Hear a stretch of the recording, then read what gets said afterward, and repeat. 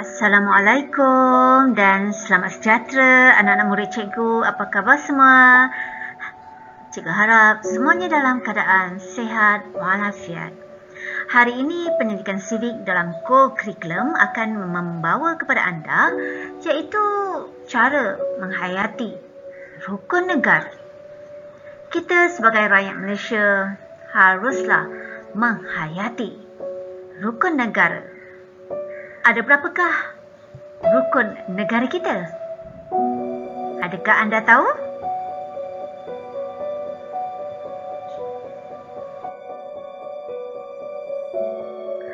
Ya, rukun negara kita ada 5. Kita selalu membacakannya semasa perhimpunan. Jom kita bacakannya bersama-sama. Maka kami, rakyat Malaysia, berikrar akan menumpukan seluruh tenaga dan usaha kami untuk mencapai cita-cita tersebut berdasarkan atas prinsip-prinsip yang berikut. Kepercayaan kepada Tuhan, kesetiaan kepada raja dan negara, keluhuran perlembagaan, kedaulatan undang-undang, kesopanan dan kesusilaan. Apakah makna di sebalik prinsip rukun negara?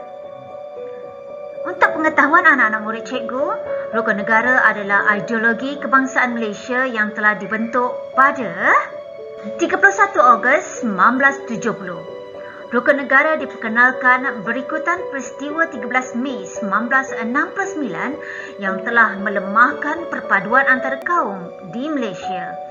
Tujuan utama rukun negara dibentuk adalah untuk membentuk perpaduan yang kukuh. Oleh itu, prinsip-prinsip dalam rukun negara jelas merupakan kunci kepada keharmonian dan perpaduan kaum demi memastikan kejayaan dan kestabilan Malaysia.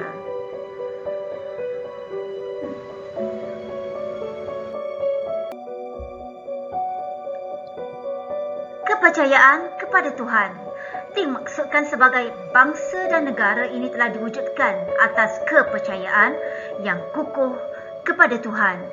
Melalui kepercayaan beragama inilah akan menjadikan bangsa dan negara ini sebagai satu bangsa dan negara yang berdaulat.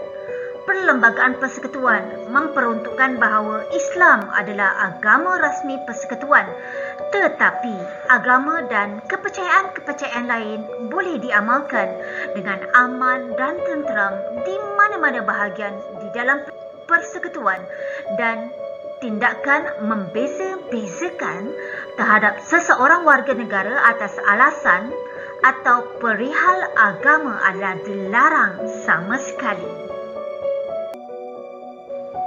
Kesetiaan kepada raja dan negara adalah berteraskan kepada amalan sistem demokrasi berparlimen dan raja berperlembagaan dengan Seri Paduka Baginda Yang di-Pertuan Agong sebagai ketua negara. Selaras dengan kedudukan Yang di-Pertuan Agong sebagai raja mengikut perlembagaan, sistem beraja juga diamalkan di setiap negeri dan Yang di-Pertuan Negeri bagi negeri-negeri yang tidak beraja. Seri Paduka Baginda, raja-raja dan Yang di-Pertua Negeri merupakan lambang perpaduan rakyat.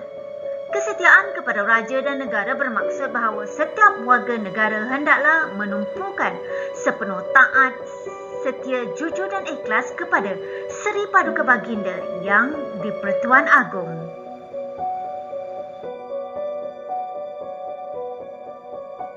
Keluhuran perlembagaan yang menekankan perlunya rakyat menerima, mematuhi dan mempertahankan keluhuran atau memuliakan perlembagaan negara. Perlembagaan negara adalah sumber perundangan yang tertinggi dan berfungsi untuk memberi perlindungan kepada setiap rakyat negara ini akan hak dan keistimewaan mereka sebagai warga negara. Setiap warga negara Malaysia dikendaki menghormati, menghargai serta memahami maksud dan kandungan serta latar belakang sejarah pembentukan perlembagaan negara.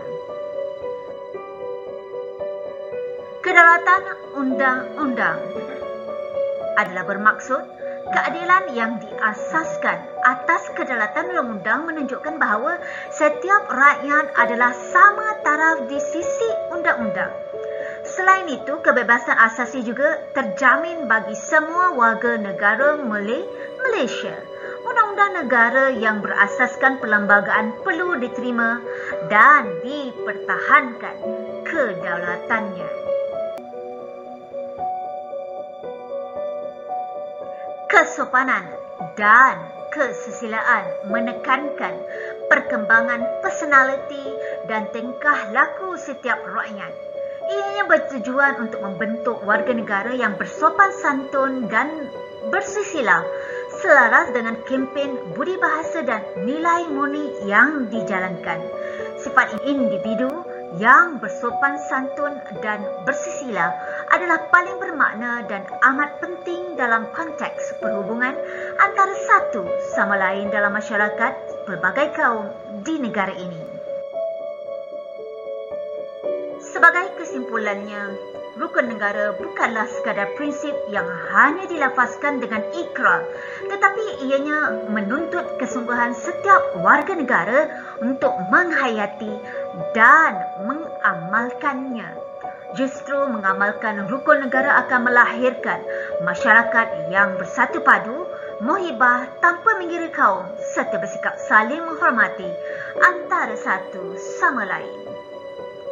Saranan cikgu, kamu hendaklah mengingati prinsip rukun negara dan akhir sekali, anda perlulah menghayati dan mempraktikkan prinsip rukun negara.